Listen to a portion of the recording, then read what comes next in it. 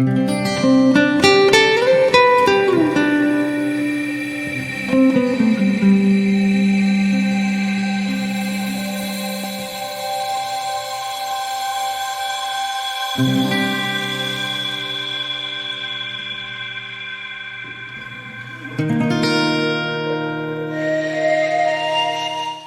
evening, boys and girls. We've made it to Friday, and I am so excited for us to be together for our next bedtime Bible study today as we continue learning about Joseph. But before we do, I hope you enjoyed today and got to experience God's love, mercy, and grace today.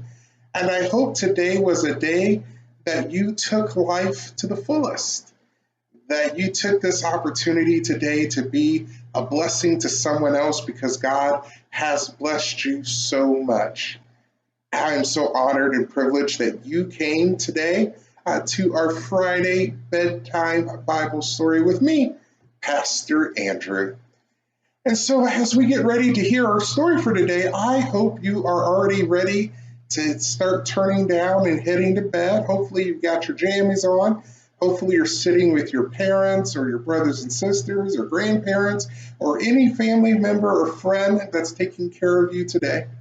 I hope you are ready and are comfortable to hear today's story as we hear more about Joseph in his life as he grew up and how God worked in his life and transformed him as well.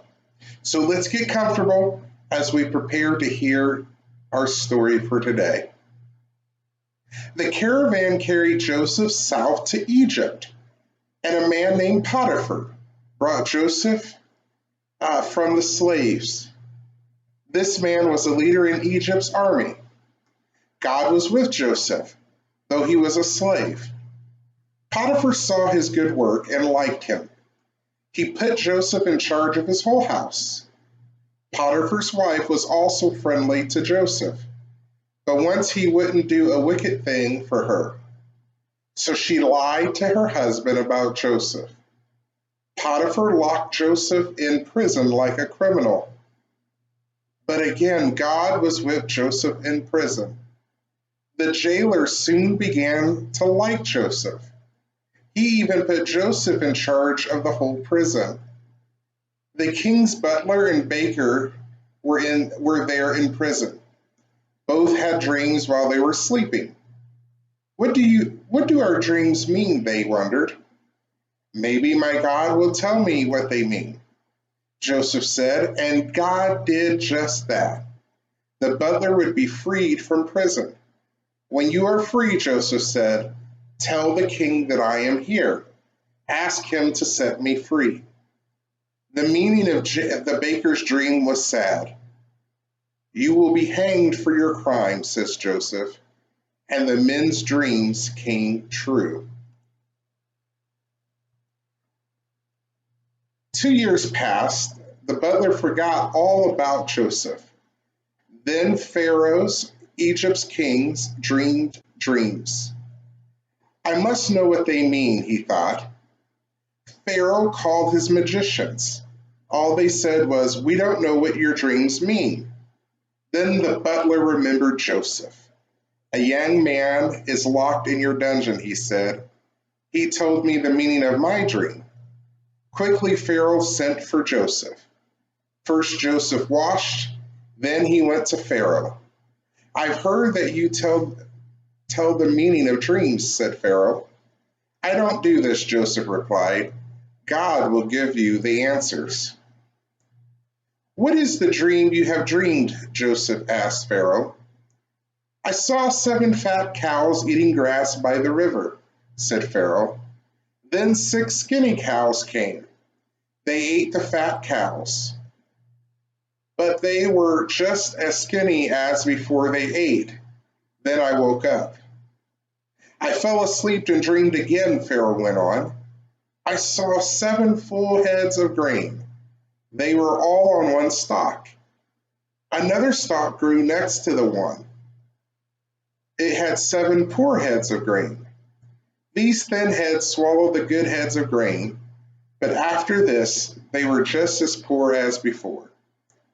The two dreams mean the same thing, Joseph told him. God is showing you what he will do in Egypt. 7 years of very good crops will come soon. Then there will be 7 years with no food. The time of good crops will be forgotten.